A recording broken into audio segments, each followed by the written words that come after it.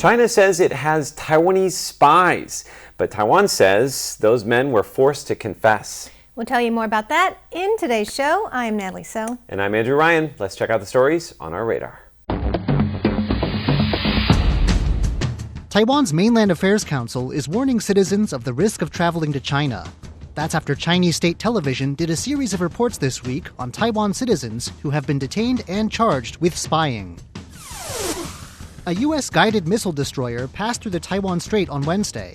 This is the 10th such transit by a U.S. naval vessel this year. A new Washington think tank survey by the Center for Strategic and International Studies shows that 2/3 of Americans think the U.S. should defend Taiwan.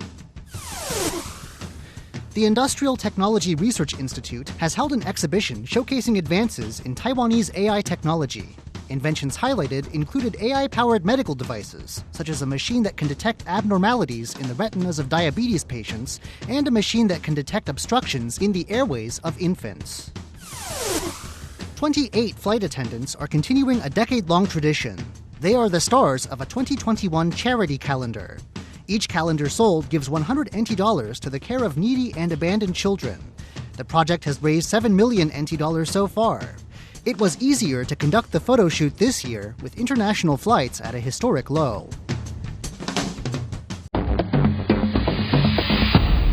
And now for our word of the week. Ready, Andrew? Yes. Fly. Fry. There's a fly in our room. I know.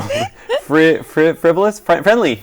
Friend. Okay, so today I speak with a friend of Taiwan, the president of AmCham Taipei, Seewald. He's actually working very hard to get a bilateral trade agreement between the U.S. and Taiwan, and that would be great for Taiwan, and he'll be telling us all about that in today's show.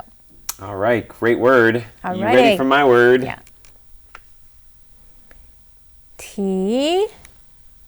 Trade, triangle. Aha!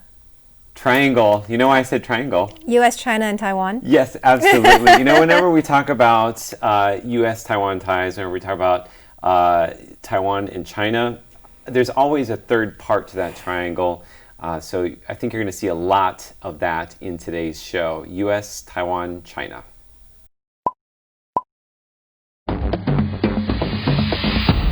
The Mainland Affairs Council is warning Taiwanese citizens about the risks of traveling to China. That's after 4 Taiwanese were seen on Chinese state television confessing to be spies. In her National Day speech on Saturday, President Tsai said that the most urgent order of business when it comes to China was for the two sides to discuss ways for peaceful coexistence based on mutual respect. The next day, China accused this man of being a spy. Li Mengju was a local government consultant in Taiwan's southernmost county, Pingdong. He disappeared on August 20th, 2019 in Shenzhen, China. The following month, Chinese officials said that he had been detained on suspicion of undermining China's national security. But there was no further news about Li for more than a year. This week, China released a video of him saying he's a spy, and that he was conned into going to China by Chen Yaling, the head of the township where Li worked. Chen says that Li was speaking under duress. Chen says that such ploys by the Chinese government play out like a joke in Taiwan. He says that if Li really was conned into going to China, then authorities there should just let him return. Meanwhile, Interior Minister Xu Guoyong says that the Mainland Affairs Council will handle Li's case. For Li's family, the video is the first time they've seen him alive since his disappearance. It's a relief, but now the concern is whether they can secure his return. Now, after CCTV aired Li's confession on Sunday night, it then aired 3 more confessions by Taiwanese citizens on Monday and Tuesday. It's part of China's Thunder 2020 operation, which they say has solved over 100 cases involving Taiwanese spies. Now, Taiwan's government says that these men were forced to make confessions, and in fact, they were saying that they were just involved in normal activities in China, things like academic exchanges. And here's the official response from Taiwan's Mainland Affairs Council. They condemned Beijing for trying to disrupt Taiwan's society and scare people here. They warned Beijing to stop what it called evil operations immediately, and they warned the public in Taiwan about the risks of traveling to China. And since last September, there have been 149 cases of Taiwanese asking the Straits Exchange Foundation for help for missing family members in China. That's right. And that was in the first 3 years of President Tsai's term in office, her first term in office.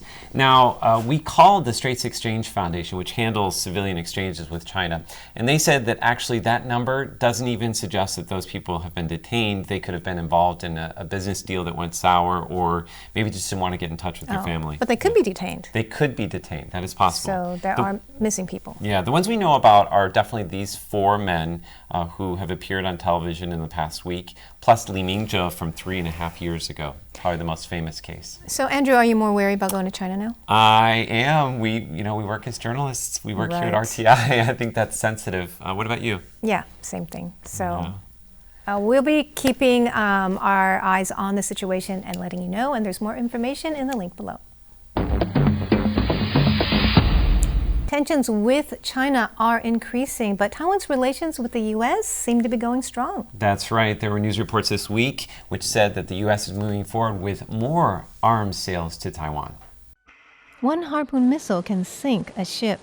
A Reuters report says the U.S. has sent 3 arms packages for Taiwan to Congress for approval. These include Harpoon anti-ship missiles and MQ-9 drones. Military expert Sun Ji-won says the missiles can help Taiwan defend and dominate the Taiwan Strait. MQ-9 drones can be used in conjunction with P-3 Orion aircraft to monitor the surrounding seas for a longer period of time. The Reuters report said the White House has already approved the 3 arms packages. They include external sensor pods for F-16 jets and a truck-based rocket launcher called HIMARS that could attack China's coast, and long-range Harpoon anti-ship missiles called SLAM-ER. This package differs from past packages in that it includes offensive weapons, meaning that Taiwan could use them to attack. Tseng says as for the U.S.'s Indo-Pacific strategy, as long as the offensive weapons are limited, they're in line with U.S. interests. There's already an imbalance of military power in the Taiwan Strait, so passive defense weapons cannot meet Taiwan's defense needs. Reports cite a total of 7 U.S. arms packages in store for Taiwan. The Defense Ministry says it will report on the packages once they've been approved. Now, things are looking optimistic in terms of U.S.-Taiwan trade as well. Just this month, 50 senators signed a letter supporting a free trade agreement with Taiwan. And AmCham Taipei is also pushing for this bilateral trade agreement. Today, I spoke with AmCham's president, Seewald, and asked him what a BTA would do for Taiwan. There's 2 key benefits to it. The first is that it helps companies, it will help international companies diversify, or particularly U.S. companies diversify their supply chains, and it's an opportunity for Taiwan to prosper in that area. I think Taiwan has never been top of mind for global industries. Having worked for a number of them, everyone is focused on China. Now people are starting to think, okay, what can we do in Taiwan? What can we, if China, if the relations are cooling there and there might be some trade disputes there, what other areas can we set up in? Taiwan is a great place to try to do that. And we should do all we can to encourage those companies to make Taiwan their next choice. And a free trade agreement would go a long way to doing that. The other thing is more in terms of a macro benefit. Which is mentioned by those senators, those 50 senators you mentioned in the beginning. We're all trying to look for a more stable and prosperous Indo-Pacific. And China has been very strong for many years and continues to be and will always be, which is great. But what we also need to have is kind of other strong players within the Indo-Pacific region. And I think Taiwan has an important role to play in that, to kind of develop other options. So are you optimistic about a bilateral trade agreement happening? Absolutely. I mean, this is something that has been on the AmCham white paper issue for over 10 years. But I can honestly say that this year and next year, I think we will get some real results. I was also interested in hearing his thoughts about Taiwan's role in the global tech industry in light of the U.S.-China tech war. Taiwan is well recognized for its protection of intellectual properties, and in the technology area, that's really keen. That's only one, but it's a key reason why a lot of American companies in the tech industry are developing stronger ties with Taiwan. And you've seen it in the news, you've heard it in the news. Microsoft, Apple, a lot of these other tech companies have really expanded their investment into Taiwan and grown their business presence here for reasons that they know that their technology is safe here. You also see that on the medical technology area. The Patent Protection Act that Taiwan passed a few years ago has gone a long way to show Taiwan's commitment to upholding international intellectual property rights. And from a business perspective, you still kind of struggle with that on the China side. So Taiwan has really made a lot of efforts to make itself more friendly to the technology industry, and that's why you see that. And we also see that TSMC has become a very key player, right? Right. In terms of semiconductors. And do you think that Taiwan is going to play an increasingly important role in the global economy and supply chain? We would like to see that. We would like to see Taiwan continue to develop its influence in that area, but we also want to see Taiwan diversify into more tech industries, not just semiconductors, but really support this whole shift in supply chain. That's when you talked about the senators and their letter. I think that reflects a fundamental recognition that the United States needs to diversify its supply chains, and I think Taiwan can play an important part in that on many different levels, not just in the semiconductor area. So what other industries do you see Taiwan, playing an important role in the supply chain and the global economy? We see it in a lot of areas, but it is particularly in those areas that are technology driven, because that's where Taiwan is very strong. In high-end manufacturing, we see it in the medical industry as well. So those key high-margin industries are really a great opportunity for Taiwan. Again, that was AmCham Taipei President Leo Seewald. We'll have the full interview for you on Facebook and YouTube. This week on Hashtag Taiwan, I want to talk to you about India. Relations between Taiwan and India are thriving, and not just in the diplomatic sense. Taiwan and India are coming together in support of one another online. This past weekend, Taiwan celebrated National Day. RTI's coverage got a disproportionate amount of support from users in India. Don't take it from me, even President Ing-wen took to Instagram, Facebook, and Twitter to say, "Thank you to all of our dear friends in India for your well wishes on Taiwan National Day. Together we can take pride in safeguarding our shared values like freedom and human rights and defending our democratic way of life. Hashtag Namaste." Shortly afterwards, she made another post saying, "Hashtag Namaste to our friends from India. Thank you for following me here. Your warm regards remind me of fond memories from time spent in your incredible country.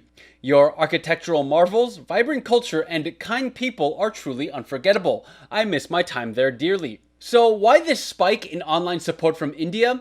The answer is China. And no, I don't mean that China is brokering better relations between Taiwan and India. In fact, Indian and Chinese relations have soured over border disputes over the past few months. So what happened with regards to Taiwan? On October 7th, a full-page advertisement appeared in Indian newspapers for a special TV report about Taiwan's National Day airing on India's World is One News.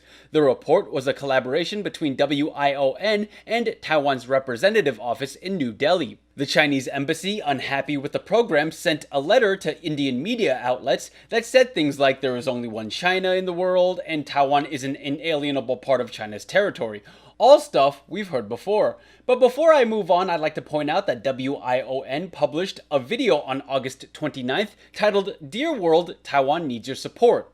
Bravo. Anyway, in response, Foreign Minister Joseph Wu took to Twitter, as he does, and said that Taiwan's Indian friends will tell China to, quote, "get lost," in all caps because he has a lot of faith in India. After that, nothing happened and everyone went home. Nah, I'm just messing with you. This is what happened. An official from India's ruling BJP put up 100 posters with the Taiwanese flag outside of the Chinese embassy in New Delhi. The posters had Taiwan in big block letters on them and said, "Happy National Day." The official said that both Taiwan and India are democratic societies that cannot restrict the press, unlike China. That stunt isn't saying "get lost," it's saying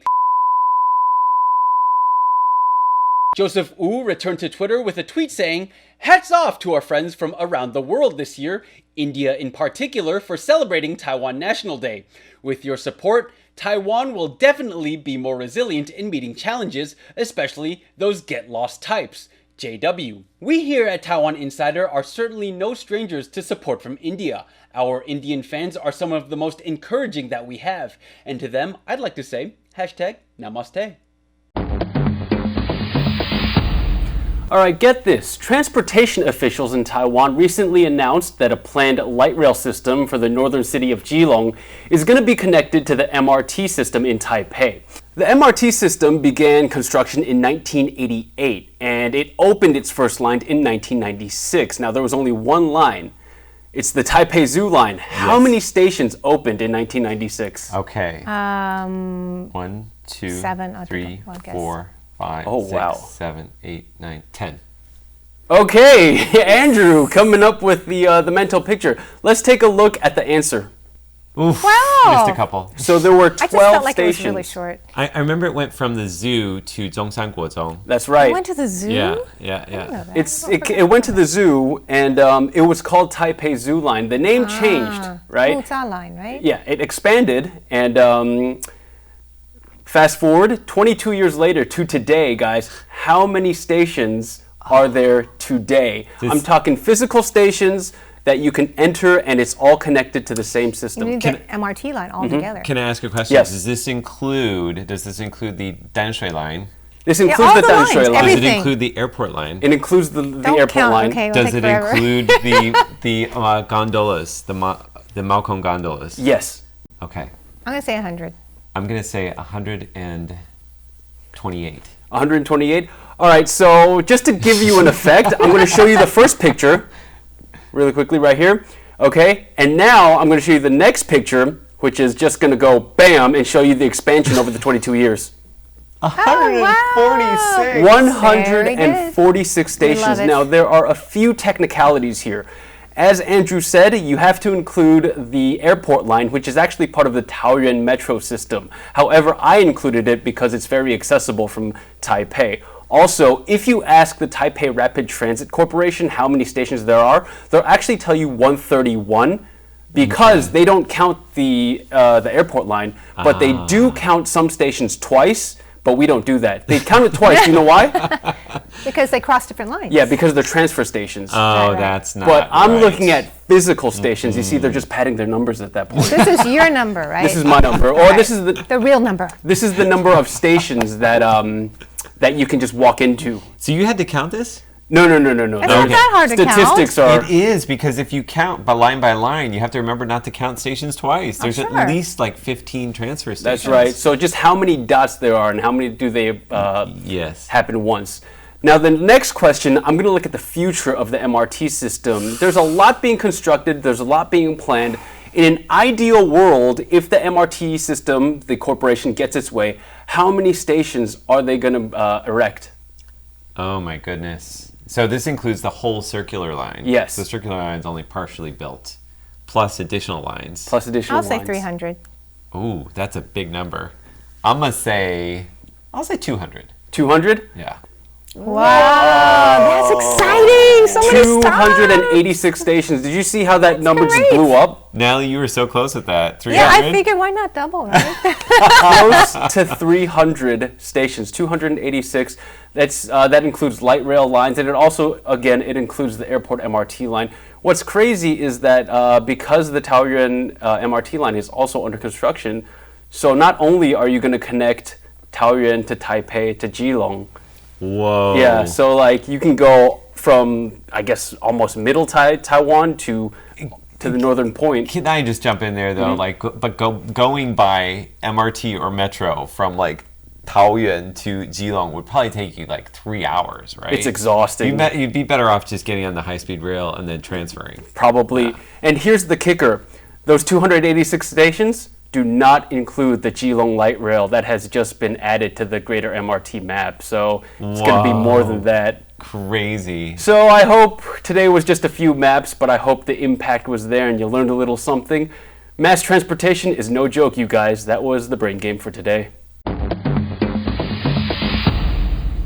This is the Taiwan News Quiz. Every week we try to embarrass our coworkers by asking them questions about news from the week. That's right. Leslie and Natalie, are you guys ready? I guess so. The questions subway related? No, none of them. Then I'm not ready. I think you'll be ready. All right, we got 60 seconds on the clock, and go. On Monday, President Tsai met with a foreign representative from a place that local media are calling Taiwan's new friend. Somaliland. Good.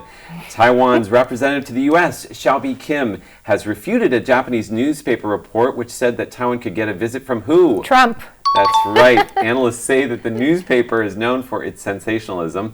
Now, the National Science and Technology Center for Disaster Reduction has released a new smartphone app. What does it do? Tell the weather. Predict rain? That's Within right. 30 minutes. They can predict rainfall in your area with a very high degree of precision. Wow. Health Minister Chen Shizhong said Wednesday that Taiwan will not import any COVID-19 vaccines from where? China.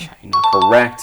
President Tsai spoke about Taiwan's green energy strategy this week. She says the sector will attract 35 billion US dollars and create 20,000 new jobs by what year? 2030? Close. 2025? Yes, that's right. The Council of Agriculture has created an environmentally friendly packet that can heat up your food. What's inside the packet? Oyster shells. That is right. Ground up oyster shells, which is great because Taiwan throws away 1.7 million metric tons of the shells every year. That's a lot. We've got a bonus question for you. A group of kind-hearted Taiwanese flight attendants have unveiled their newest calendar for charity. What is the setting for the calendar? Temples. What's that? Temples. That is correct. Wow. The 2021 calendar is set in a temple. 28 flight attendants participated in the shoot at Chaotian Temple in Yunlin County's Beigang Township. They'll be donating a portion of the proceeds to groups in need. It's the 10th year creating the calendar, and so far they have raised more than 7 million Taiwan dollars for orphans and other groups. You know how much money that is? That's a lot of money. 250,000 US dollars. Chunk of change. Just Chunk of from change. calendars. Just from taking pictures. So you know these flight attendants, the calendars that they do every year, they're very, very popular. Oh, well, they're all beautiful. I mean, Yes. they're like models. In Taiwan, flight attendants are like models. So. Yes. Is this Taiwan's take on like the firefighter calendar in the States? Yes, but slightly more clothing. So, at any rate, we'll have some links to those photos below. Thanks so much for joining us. This is our news quiz of the week. All right, our final question of the day. Since I have the word triangle above me, I'm going to ask you, what is your favorite triangular-shaped thing? Leslie? Andrew, low-hanging fruit, slice of pizza. I was thinking my cat's ears. Cat's ears, I like that. Well, you know, I was thinking the same thing as you. I was thinking pie. Oh. Well, thank you so much for joining us for this edition of Taiwan Insider. Be sure to connect with us on social media. Yes, if you like our program, subscribe and leave a comment below. We'd love to hear from you. For Taiwan Insider, I'm Natalie Tso. I'm Leslie Liao. And I'm Andrew Ryan. See you next week.